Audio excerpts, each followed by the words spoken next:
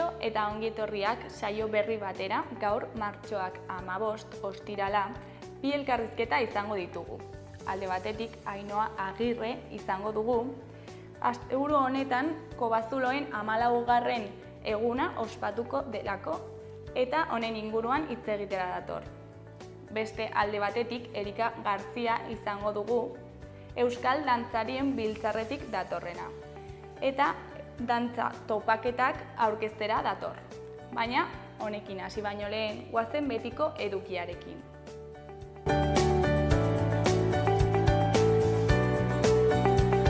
Goazen orain gaurko efemerideekin. Gaurko egun batean, 1972an, txapela bezala ezaguna zen Jon Ugutz Goikoetxea eta kidea hil zuten Guardia Zibilarengatik ihes egiten ari zela. Urte batzuk geroago, 1980 urtean, Espainiako zentsurak jazarritako liburuak Donostian kalean salgai jarri zituzten. Egun berean, baina 2001 urtean, Petrobras 36 petrolio plataformak istripua izan zuen Brasilgo kostan. Eta bukatzeko, 2019an, klimaren aldeko Fridays for Future mugimenduak nazioarte mailako lehen greba egin zuen.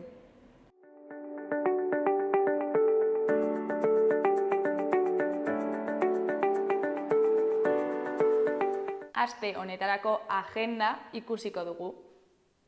Ostiralean, Urtz taldearen kontzertua egongo da Zentral Aretoan.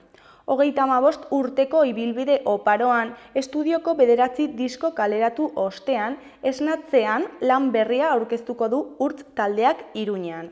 Iluntzeko 9etan Zentral Antzokian. Larunbatean, Gure lurraren xuxurlak Amama filma eskainiko du Txantreako liburutegian. Asier Altunaren Amama filma eskainiko dute Gure lurraren xuxurlak zinema zikloan. Txantreako liburutegian arratsaldeko 6etan izanen da hitzordua. Ohiturak, sustraitzea eta tradizioa jorratzen duten filmak pantailaratuko dituzte 4 zinemagileen lanen bitartez. Sarrera kopuru mugatua dago, beraz, gonbidapena hartu behar da liburutegian.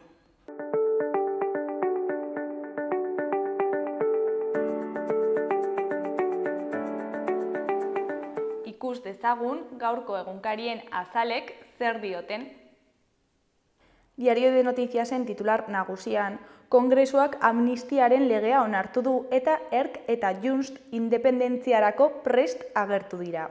Arauak aurrera egin du PSOEren eta bere bazkideen aldeko 178 botoekin. Puigdemonten alderdiko bozeramailearen esanetan, ez da puntu eta amaiera bat. Legeak ez duela senatuaren iragarkia pasako, ohartarazi dio Núñez Frijok gobernuari. Erdiko berrian, Espartzak legebiltzarrean galdetu du ea baita amnistia emango zaien ere gainberari eraso egiten saiatu ziren nekazariei. Argazki nagusian, Irungo AEK Euskaltegiko 11 irakasleak izan ziren lehen kilometroaren protagonista nagusiak. Eurek eman baitzuten lekukoa. Titularrean, hasi da 23. korrika. Irundik atera zen atzo euskararen aldeko lasterketa. Eskuineko berrietan, alde batetik, Ayusoren bertsioak behera egin du bere mutil lagunak iruzurra aitortu duenean. Beste alde batetik, Ayerdik lehen sektoreetako neurriak iragarri ditu, epe laburrean.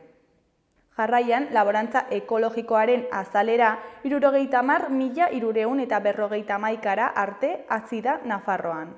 Ondoren, salaketa baten ondorioz, grabatzen ari zen irakaslea atxilotu zuten. Azkenik, Nafarroako liburu denda independienteen salmentak 12,11 igo dira 2023an. Hori koloreko berrietan, batetik Zubiri Iruña lasterketan parte hartzeko inskripzio errekorra egonda. Bestetik, luxuzko parte hartzea egonda 22 talderekin Indurain sari nagusian. Diario de Navarraren titular nagusian, amnistia onartu ostean, Junts eta ERKek erreferenduma eskatu dute. PSOEk eta bere aliatuek argi berdea eman diote legeari, eta orain 2 hilabete eramango ditu senatuan. Gainera, Sánchezek uko egin dio aurrekontu berriak negoziatzeari. Argazki nagusian, gazte talde bat Carlos Hirugarrena etorbidetik pasatzen. Titularrean, konfinamendutik bizitzara. 4 urte bete dira kaleak hustu zituen pandemiagatik alarma egoera ezarri zenetik. Nafarroako herritarrek gogorarazi dute eta ondorioak aztertu dituzte. Eskuineko berrietan, alde batetik, Manuel Piquer, CNko buru den Sukuntza ordezkatzeko proposatua izan da. Beste alde batetik, kontu hartzaileak ohartarazi du argiteriarekin gainkostua dagoela herri lanetan.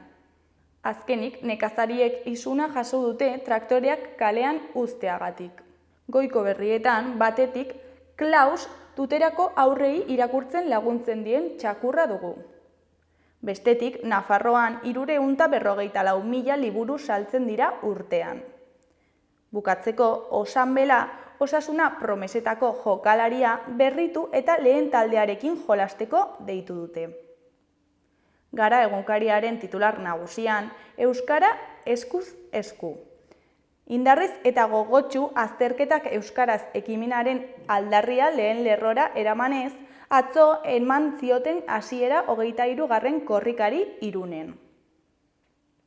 Argazki nagusian, korrikaren lehenengo kilometroak atzo Irunen.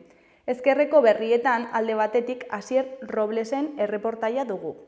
8 emakume palestinarren ahots erresistentea izenburuarekin. Bestetik, ehunka kataluniar lasaituko dituen amnistiari argi berdea eman zaio. Eskuineko berrietan alde batetik, Barsak ez du Atletiken emaitzari buelta emateko aukerarik eman eta Errealaren aurka jokatuko du finalean. Beste alde batetik, Molino de Ordaniz jatetxeko sukaldaria den David Jarnozen hitzetan, sukaldaritza jasangarria batez ere zentzuzko sukaldaritza da. Bukatzeko, Sumarrek baliozkotzat jotzen du politika aurrerakoiak ekartzen dituen edozein gobernu.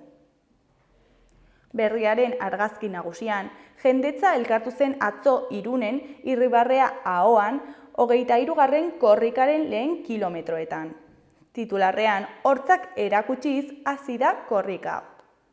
Beheko berrietan alde batetik Kataluniarako amnistia legea onartu du Espainiako Kongresuak eta senatura igorri du. Beste alde batetik PSNko antolamendu idazkaria eta parlamentuko eleduna den Ramon Alorrizen hitzetan, EH Bildurekin negoziatu dezakegu, ados jarri, baina gobernatu ez. Jarraian, inflazioa 3% jaitsi da, argindarraren prezioa nabarmen merkatu delako. Bukatzeko, itxura ona emanda amaitu dute kopa. Aldetikek 2-1 galdu zuten atzo Barsaren kontra erreginaren kopako finalerdian. Euskal Herria irratiaren titular nagusian, Salbat Alzugaraien hitzetan, euskaratik euskal herriago bat sortzen ari gara gu ere. Nafarroa behera eta Nafarroa garaia lotuko ditu korrikak gaur eguerdian. Basaizea kultur elkarteak Baztango gazte asanbladari pasako dio euskararen lekukoa. Elkarrekin eginen dugu korri zenbait metrotan. Adierazi du Salbat Altzugarai Basaizeako kideak. Beroketa ariketak eginen ari dira gero euskararen herria euren txokotik ere egiten ari direla aldarrikatzeko. Eskuineko berrietan alde batetik Ana Teietxearen hitzetan Hortzadarren beti garrantzi berezia eman diogu ikerketari. Hortzadar euskal folklore taldeak 50 urte betetzen ditu aurten. Apirilean ospatuko dituzte beren hurrengo folklore jardunaldiak. Beste alde batetik, Iratxe Albarezen hitzetan, emakumeek jasaten duten sexu indarkeriaren inguruko ikuspegi zabala ematen du No estás sola dokumentalak.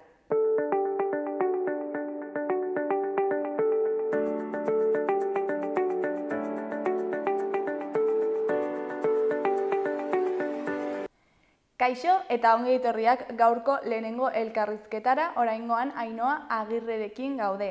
Kaixo, Ainhoa, zer moduz? Egunon, baita zuri ere. Bueno, Kobazuloen 14. eguna ospatuko duzue asteburu hontan, ezta? Bai, ja 14. edizioa, Lurpea elkarteak antolatzen duena, hor hasi ginen, bueno, gure 6. kontinente hori argitara emateko lanean 2008an, eta urteak pasa dira, eta bai, 14. edizioa aurten dugu.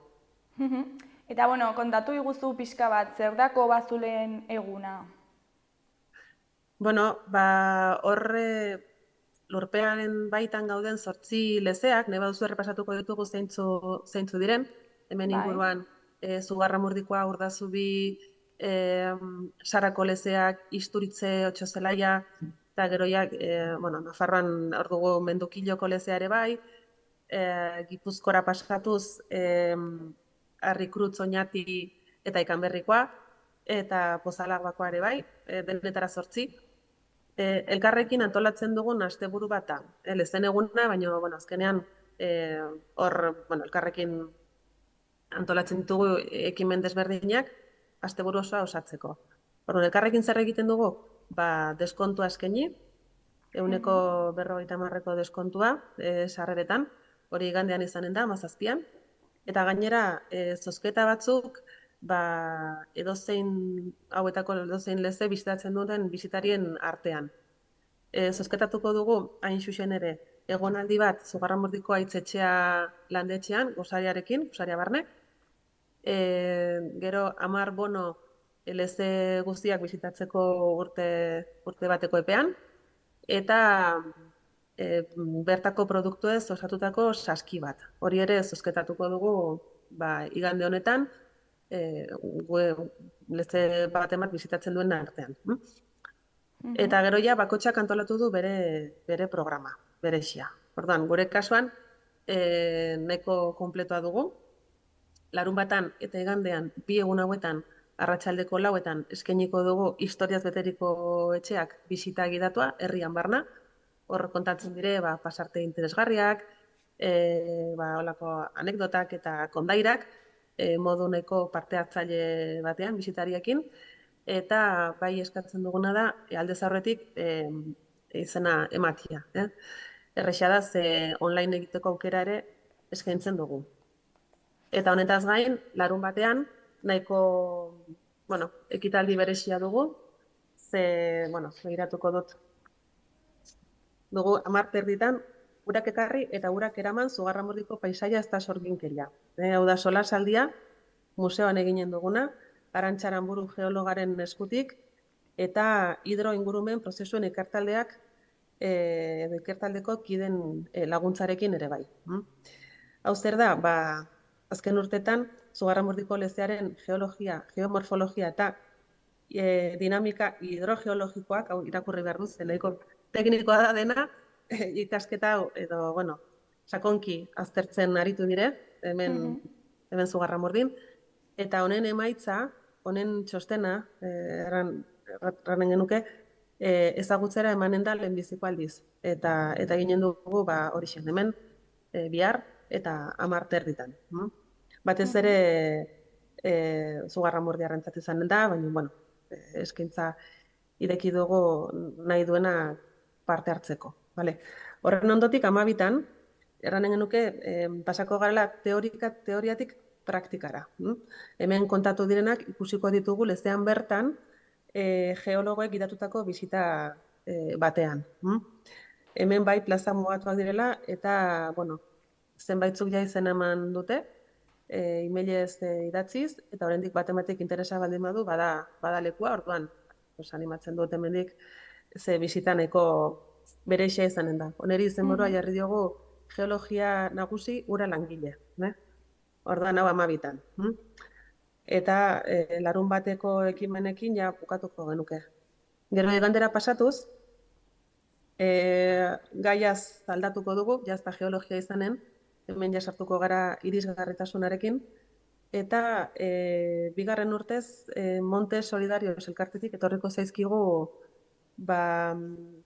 bisita bat egitera. 10 Monte Solidarios ezagutzen ez duzuenentzat da elkarte bat urteak daramatzana mendiko jarduerak sustatzen eta antolatzen mugikortasun arazoak dituzten personekin, Eta pasaden urtetik onat, mendi ibilbidez gain, bueno, pues, lurpeko altxor naturalaz ere gozatzen laguntzen dute. Ez?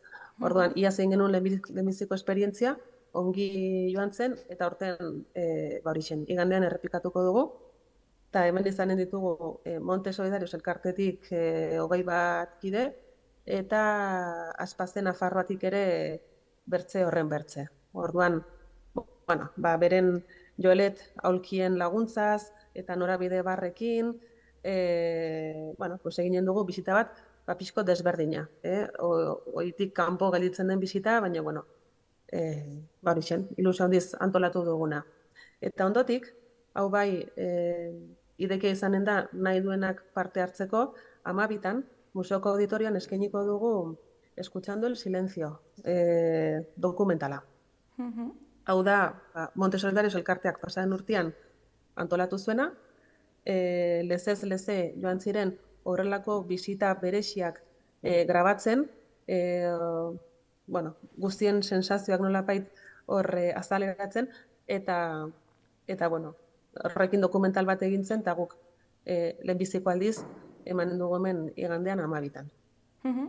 Eta non esan duzu dela azkeneko hau? Hau Sorginen Museoan auditorioan izanen dugu, 12 igandean. Eta, bueno, ekintza hauek antolatzen ditu Lurpea elkarteak? Lurpea elkarteak adibidez dokumentala ahalbidetzeko pasaden urtean koordinazioa eraman zuen. Eta orduan, bisita haien gandik atei da azkenean emaitza, ez? Ikusentzunezko hau orain bueno, pues, herriz herri edo erakusten ari garena. Eta koordinatzen du hori zozketarena eta horrelakoak. Gero egia da bakotxak bere etxean antolatu behar duela zerbait berexia, normalki lantzen ari den edukin horiek ezagutzera emateko, ez? Edo gizarteratzeko, guain erraten den bezala. Eta elkarte honen partaide izateak zer suposatzen du? Bueno, azkenean elkartu ginen batez ere ikusten genuelako zela behar bat gure baliabideak ezagutzera emateko eta horixen, eta erraisteko lur-azpiko barrunbe hauek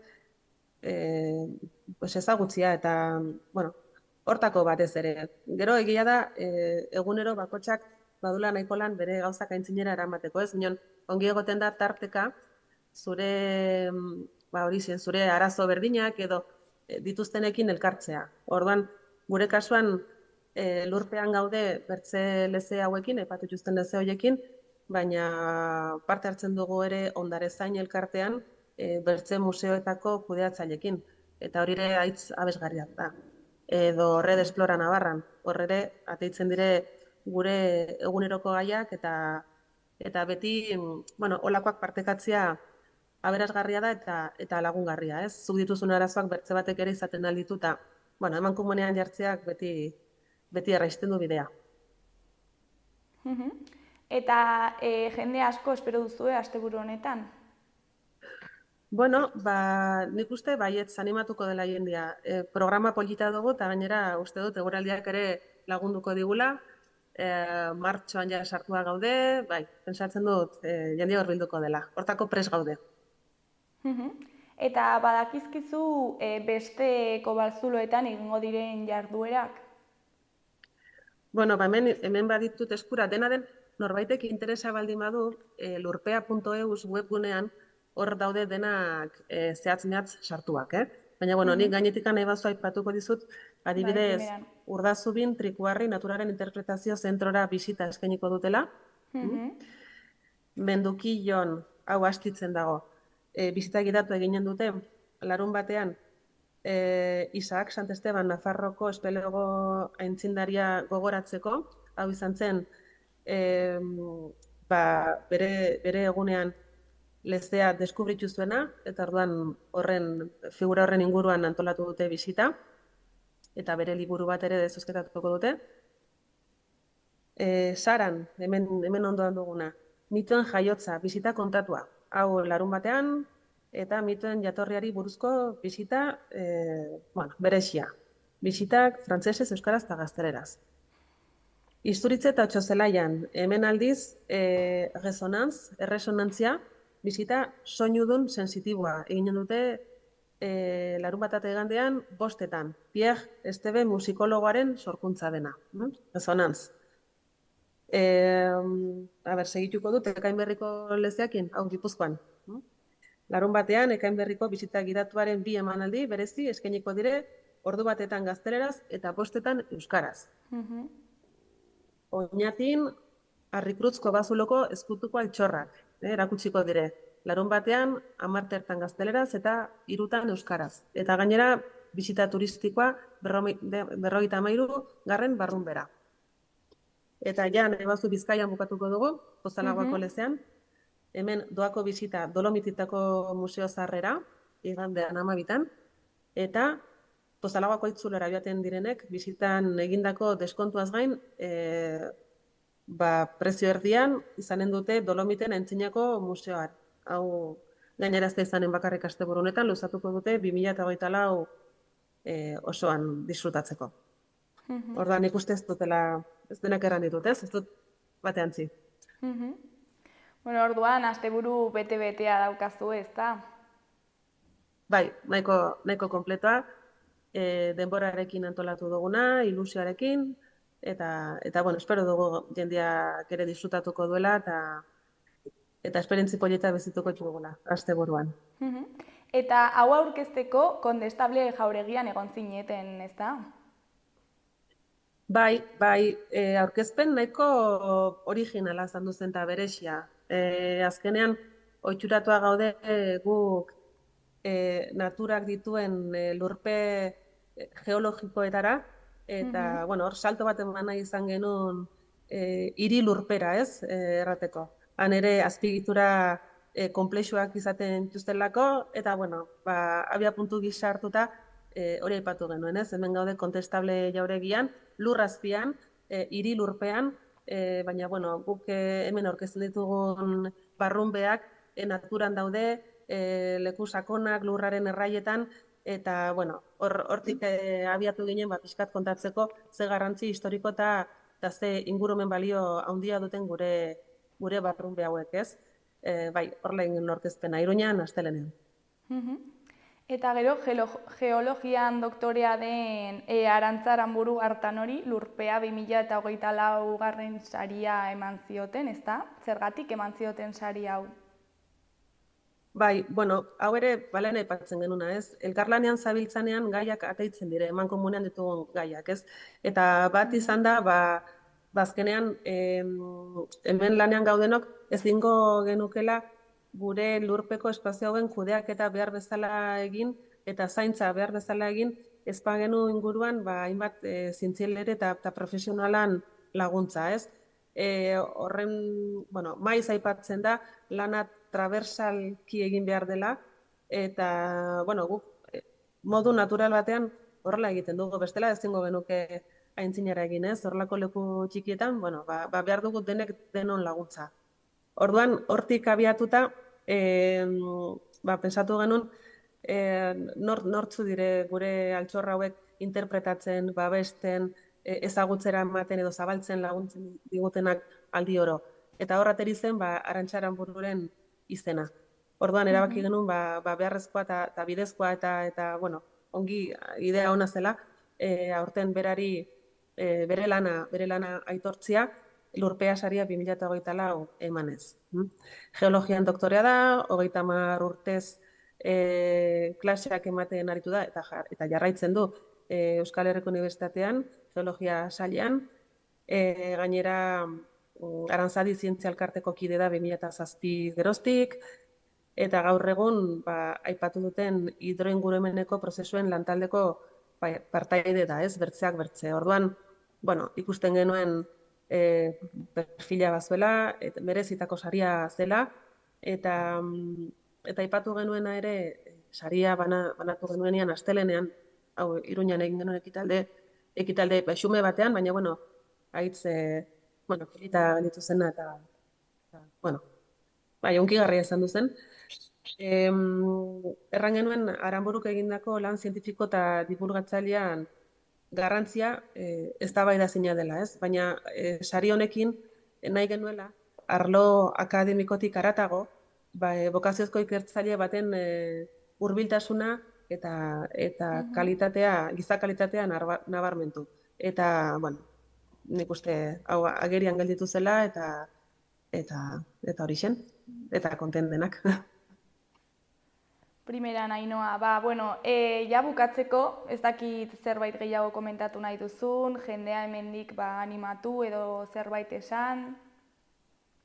Bueno, bai, azkenean asteburu polita prestatu dugula, 8 lezen artean, batzuk hurbilago eta bertzeak, bueno, kotxe hartu eta ordu erdi, ordu batera izan ditugula, seguntan non bizi garen, bueno, hurbil gaudela, eta azkenean zenbat aldiz urrutira joaten garen gauzak bisitatzera, eta hemen hurbilean duguna ez dugu ezagutzen, ez? Bueno, hau da aukera bat, inguruan ditugun barrunbeak ezagutzeko, denak dire desberdinak, denak dire ederrak eta merezi dute bisita. Eta, bueno, erran bezala lurpea.eu zen agertzen da egitarau konpletoa, beraz nahi duenak ordu informazioa. Bueno, Ainhoa, mila esker gurekin hitz egitera etortzeagatik, eta ea zer moduz joaten den asteburua. Ongi, mila esker zueri. Bueno, ondo segi, agur.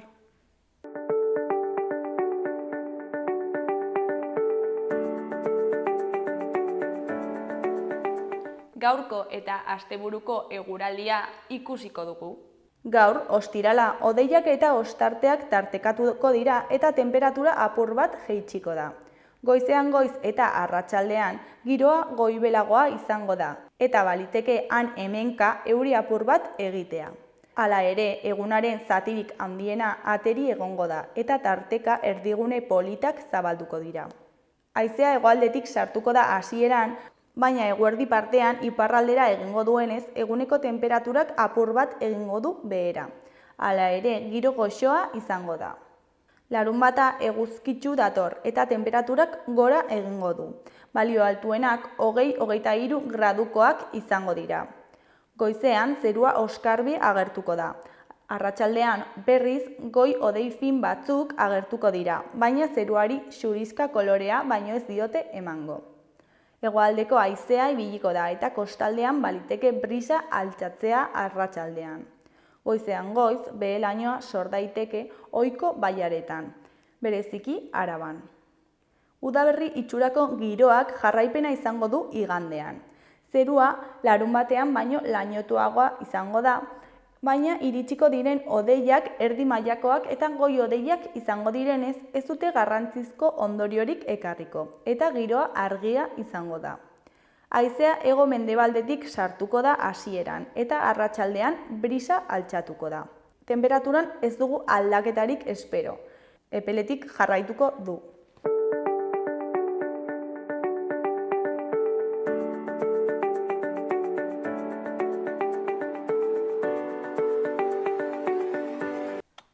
Kaixo eta ongi etorriak gaurko bigarren elkarrizketara oraingoan Erika Garziarekin gaude. Kaixo, zer moduz? Kaixo, ondo. Bueno, Euskal Dantza Biltzarrak dantza topaketa batzuk antolatu ditu, ezta? Eta bigarren edizioa da, ez? Hori da. Eta zer da gazten topaketa hau? Bueno, gazten dantza topaketa da, hori, dantzari gazteen topaketa, 15 eta 25 urte bitarteko dantzarien topaketa. Honetan, ondo pasatzeaz eta harreman berriak sortzeaz gain, dantzataldeen egoeraz jasotzen duten belanoldi erreleboren faltaz hausnartuko dute. Konpontzeko egin dezaketen naz hausnartuko dute. Eta orduan helburua ondo pasatzea da? Bai, ondo pasatzea, baina baita ere haien egoera dantzatalde barruan hausnartzea eta beste dantzariek ezagutzea. Ze batzutan pentsatzen dute bakarrik daudela, eta ez dira konturatzen beste herrietan gazte beraiek bezala daudela. Eta ze jarduera prestatu dira topaketa honetarako? Erromeria, dantxa plazaz, kale jirak, gero, gogoeta pertsonalak eta taldekoak egongo dira. Gogoeta pertsonalak topaketa baino lehen egingo dira formulario baten bidez. Eta hauetan, ez bakarrik gazteen dantxa topaketan parte hartuko duten dantxariak parte hartu ahal dute, baizik eta dantxari guztiak, naiz eta ez joan, galdera hauek erantzungo dute nahi badute, laguntzeko. Eta gero han topaketan, taldeko gogoetak dinamiken bidez landuko dira. Aurten ginkana baten bidez, espero dugu gustatzea. Eta gero, beste jarduera batzuk antolatzen ari gara, baina horiek komisio barruan egingo dugu dantxariekin. Bata da, gorbehara igotzea, ez dakigu denbora izango dugun, baina, saiatuko gara. Aipatu zuen formulario hori, ze galderak aurkitu ditzazkegu bertan eta ze helburu dauka? Helburua da jakitea ia zer pentsatzen duten beraiek eta zein den oraingo egoera. Adibidez, gu pentsatu ahal dugu zerbait egitea dantxariak animatzeko edo taldean geratzeko, baina beraiek agian beste gauza bat pentsatzen dute. Galdera horietan, adibidez, zer egingo zenuke dantxariak dantxa taldetik ez joateko, edo zer gustatuko litzaizuke zure dantxa taldean egotea, edo pentsatzen duzu zure dantxa taldean zure ideia kontuan hartzen direla, edo ondo zaude, komunikazioa ona da, zerbaitez arduratzen zara, edo bakarrik dantzatzen duzu. Holako galderak. Jakiteko zein den egoera eta zer nahi duten gazteek. Eta, hau bigarren edizioa izan da, aintzindariren bat izango dela suposatzen dutez. Eta, zer moduz joan zen beste edizioa? Yes. Primeran, parte hartu zuten gazte guztiek oso pozik atara ziren, 120 gazte izan ziren, ia gehienak neskak. Oso harreman onak sortu ziren, eta badakigu gero haien artean batzuk bildu direla. Balorazio bat egin genuen, beraiek erantzun zuten, eta beraiek oso positibo baloratu zuten, eta nahi dute gehiago, ekimen motatako hau gehiago egitea, beste gazteekin egoteko, ez bakarrik bere dantxa taldekoekin. Eta, konturatu ziren, balorazio honetan esan zuten, konturatu ziren beren taldeen barruan garrantziak dutenak. Eta dantxa tradizionalerako garrantzitsuak direla ikusarazteko balio izan zuen. Eta, Euskal Dantzarien Biltzarraz aparte, beste antolatzailerik badago? Bai, ordezkari guztiak daude sartuta, Euskal Herriko ordezkari guztiak, Arabako Dantzarien Biltzarra, Bizkaikoa, Nafarrokoa, Iparraldekoa eta Gipuzkoakoa. Eta gero, dantxariak eta dantxa taldeak. Komisio bat sortzen dugu, topaketaren batzordea, eta hor barruan edonork ideiak eman ditzake, eta ordezkatuta daude hori, dantxari, dantxa taldeak eta delegazioak. Eta, zer da Euskal Dantzarien Biltzarra? Zergatik sortu zen, noiz sortu zen? 1975 urtean sortu zen, eta Euskal Herriko dantxa, musika eta egitura mantentzeko, berreskuratzeko eta zabaltzeko asmoz sortu zen. Gure helburua hori da, Euskal Dantzak sustatu eta babestea. Euskal Herriko kultursarerik zabalena da, eta, 200 eta gehiago dantxa talde daude hor ordezkatuta. Eta, bueno, bigarren edizio hau non izango da, noiz? Aurten Bizkaian izango da, Areatxan, eta ospatuko dugu ekainaren 21-tik 23-ra. Baina apirilaren 13an aurkezpen ofiziala egingo dugu Areatxan bertan. Eta... Horrela, Ai, barkatu, segi. horrela nahi duguna da, dantzariak aukera bat gehiago izatea elkartzeko. Lehen esan duzu parte hartzeko izena, aurrez izena eman behar dela, ezta? Eta nola da prozesu hori? Non eman behar da izena, noiz? Martxoaren 22ra eman alda. Oraintxe bertan eman aldute izena, bakarrik falta da aste bat, epea bukatzeko. Eta, bueno, formulario baten bidez egiten da. 2 minutu baino gutxiago da, osea, behar dena. Eta formularioa aurki daiteke gure webgunean, gazteendantzatopaketa.eus, edo sare sozialetan, Instagram, Facebooken, TikToken, edo non aurki daiteke. Eta izen emate hori pertsonala da, esan nahi dut, pertsona bakoitzak izena eman behar du bere izen propioan, edo taldearen izenean eman behar da? Ez, pertsonala da. Nahi duguna da, dantzari batek nahi badu apuntatu, ez du behar 8 pertsona edo 5 pertsona izatea bere dantza taldean, baizik eta pertsona bat jo nahi badu, joan alda. Horrela askoz azkarrago da. Iaz adibidez, dantza talde batetik 17 pertsona etorri ziren, baina beste taldetik pertsona bakarra. Eta ordaindu behar da bertara joateko? Fidantza bat ordaindu behar da, 60 eurokoa, baina gero topaketa bukatzean, jarduera burutzean, bueltatzen dira 40 euro. Eta, bueno, 20 euro horiekin laguntzen dute topaketaren gastuak ordaintzeko. Otorduak, erromeriak, dinamikak, dana. Bueno, eta ja bukatzeko ez dakit zerbait gehiago komentatu nahi duzun, jendeari ez dakit zerbait izan.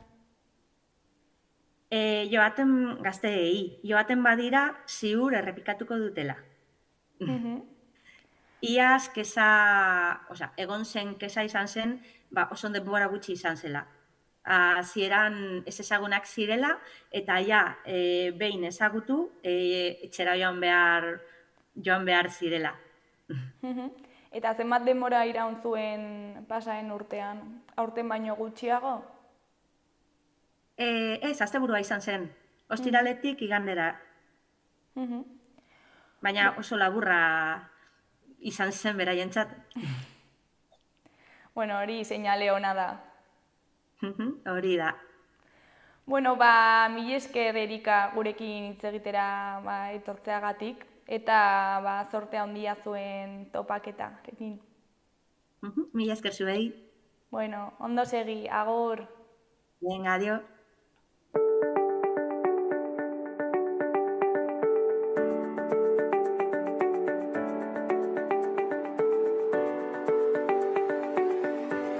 Bueno, gaurkoz hau izan da dena, hurrengo astean itzuliko gara elkarrizketa eta eduki berriekin. Asteburu oso ona pasa. Agur!